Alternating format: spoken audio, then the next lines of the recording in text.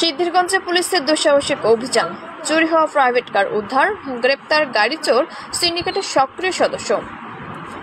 নারায়ণগঞ্জের সিদ্ধিরগঞ্জ থানা পুলিশের ঐকান্তিক প্রচেষ্টা ও অফিসার ইনচার্জ শাহিনুর আলমের নির্দেশনায় এক দুঃসাহসিক অভিযানে উদ্ধার হয়েছে চুরি হওয়া একটি প্রাইভেট কার।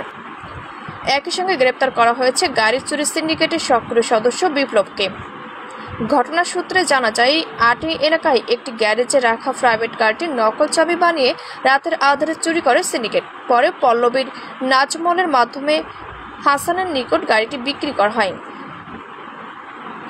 এ ঘটনায় সিদ্ধিরগঞ্জ থানা পুলিশ অবহিত হলে ওসি শাহিনুর আলমের বিচক্ষণ দিক নির্দেশনায় চৌকস অফিসার এসআই ওয়াসিম ও এএসআই ফিরোজের নেতৃত্বে অভিযান পরিচালিত হয়।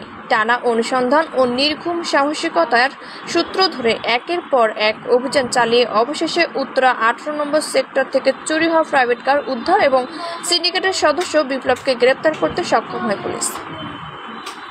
ওসি শাহিনুর আলম জানান, আমরা সদা সর্বদা জনগণের জানমালের নিরাপত্তা নিশ্চিত করতে বদ্ধপরিকর। নৈতিকতার মাধ্যমে আইন শৃঙ্খলার উন্নয়নে আমরা সর্বদা কাজ করে যাব।